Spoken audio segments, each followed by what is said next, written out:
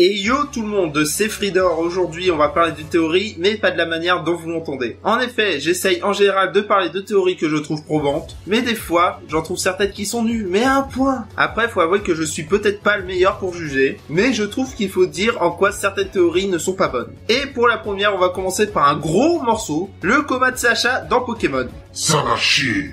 Bon, présentons d'abord la théorie avant de lui casser la gueule. Elle se déroule pendant le premier épisode de la série, quand Sacha commence son voyage avec Pikachu. Il y a un accident. La théorie voudrait alors qu'en réalité, l'accident de vélo ait mis le gosse dans le coma, et dans ce coma, il aurait créé l'univers de Pokémon, ce qui explique pourquoi il y a toujours 10 ans, ou le design de certains Pokémon qui ressemblent à des objets. Pour les deux attardés, je vais être plus précis. Vous voyez par exemple que Salamèche représente l'envie de Sacha, et que ses évolutions montrent qu'il ne contrôle plus sa vie.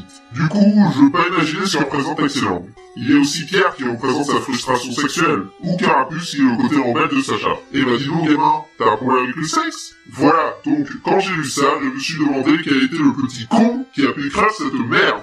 On va passer sur le fait que c'est un putain de produit dérivé, qui a pour but de nous faire acheter les jeux, et que par conséquent, on s'en fout des incohérences. Mais même sans ça, cette théorie ne mérite même pas d'être appelée comme telle.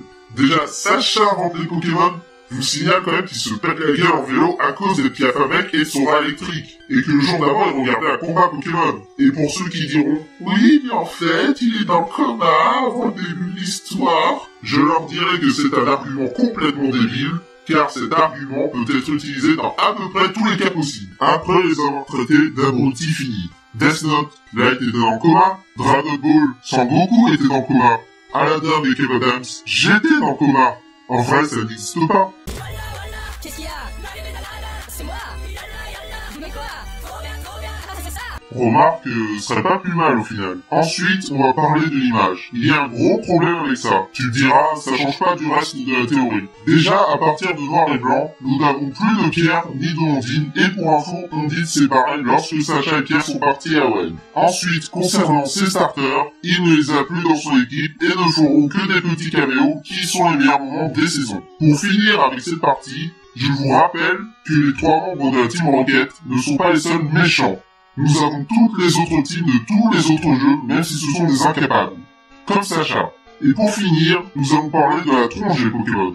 D'accord, le design de certains Pokémon d'aujourd'hui est un gros foutage de gueule. Non mais sérieusement, une épée avec un œil. Mais vous allez me dire que ce n'est pas le cas dans la première génération, bande de fanboys de l'ingé?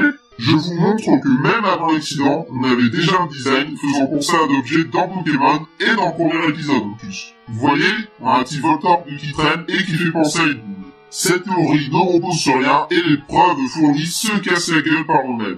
Vu que j'ai fini mon boulot, je vais me casser. Si vous avez d'autres théories que je puisse défoncer, vous pouvez le marquer dans les commentaires. Vous pouvez également vous abonner et laisser des pouces bleus. Sur ce, je me barre.